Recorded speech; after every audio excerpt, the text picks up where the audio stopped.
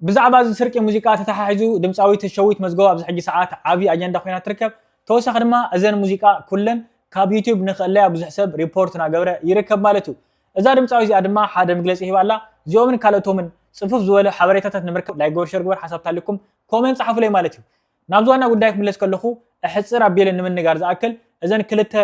ناي تغرينيا موسيقى مالتو حريره እና ሰላም ክብለክ ሰላም ማለትዩ ሞዋንነተን ናይ ኤርትራ ናይ ገዳይም ስነጥዋውያን ናይ አቦታትና ማለትዩ መዃንን አኖን ፈልጤ ማንም ሰውን ይፈልጥዩ ማለትዩ አፍቂዳ ዶ ክትሰርሕ ነይራ ወቅተ ፍቅድ ነይርዋ አፍቂዳ ዶ አያፍቀደትን ዝብል ነገር ግን ሕጂ ክዛረበኩም ማለትዩ ካፍቶም ባዕላ ዝሃወቶም መግለጽታት ማለትዩ ሓደ ሰላም ክብለክ ሰላም ዝብል አፍጥ ዋንሱ ቅድሚ 14 ዓመት አቢላ ማለትዩ ከም ትጻሐፈተ ባዕላ ቅድሚ 14 ዓመት አቢለ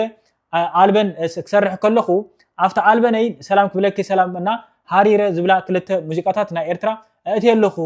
ንሳተን ድማ ታ ሰላም ክብለክ ሰላም ትብል ነቲ በዓል ዋና ሙዚቃ ወይ ድማ በዓል ስራሕ ማለትዩ ከፍቅዶ ሓሲበ ግን ኣይከኣልኩን ክረኽቦ ኣይከኣልኩን ግን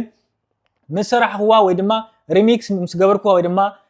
መስራሕዋ ታ ስራሕ ማለትዩ ዋንነቱ ቲ ሙዚቃ ማለትዩ ናሃቱ ምዃኑ ድማ ጽሒፈ እየ ትብላላ ተወሳኺ ድማ ብዛዕባ ዛ ሓሪረ መንዲለ ዝብል ትብል ሙዚቃ ድማ ነቲ በዓል ሙዚቃ ረኺበ ብስልኪ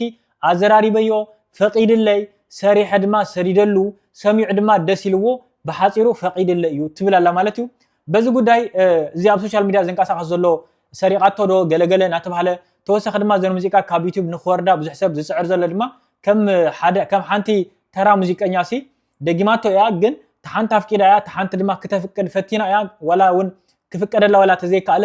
ነገር ግን ኣብቲ ዝሰርሓቶ ስራሕ ድማ ናሃታ ከም ዘይኮነ ናት በዓል ዋና ምዃኑውን صحيفه يتبلال مالتيو እዚ ጉዳይ በዚ ተንውዶ ደስ ይብለኒ ተወሳኺ ድማ ኣብዚ ጉዳይ እዚ ሸዊት መዝጎ ማለትዩ ብዙሓት ስራሕቲ ብዛዕሚ ደስ ዝብሉ ስራሕቱ እና ስራሕት መጽያ ነገር ግን ዘን ሙዚቃታተን ከተፍቅደ ነይርዋ ወት ሓንታ ፍቅዳ ሓንቲ ኣፍቀደተን ግን ዋንነት ግን ሂባ ያ ብዝብል ንዕፀዎ ማለትዩ ካው ድማ ኣብ ዩቲዩብ ናኸድኩም ሪፖርት ገለገለ ትገብሩ ዘለኹም ያው ከም ሓንቲ ተራ ሙዚቀኛ ሲ ሸለል ተትብልዋ ንኻላይ መዓልቲ ከይድገም ግን ሓደ ኣዝዩ ደስ ብል ትምህርቲ እዩ ተወሳኺ ድማ ኣብዚ ሕጂ ሰዓት ክልቲኦም ተዛረብቲ ትግርኛ ማለት ትግራይ ኤርትራ ማለትዩ ኣብ ነዊሕ ርሕቀት እዮም ዘለዉ ጽሞዶ ተባሂሉ ነዊሕ ርሕቀት ኣብ ዘለዉ እዋንሲ ነዛ ሓንቲ ተራ ሙዚቀኛ ጉንብሕብሕ ተዘይንብል ኢለይ ሓስብ ብቻ ግን ዘለኩም ሪቶ ኣብ ኮሜንት ኣምጥለይኹም ንዝተጋ ገይጋት ሃሊን ግን ብጣዕሚ ይቅርታ ናበልኩ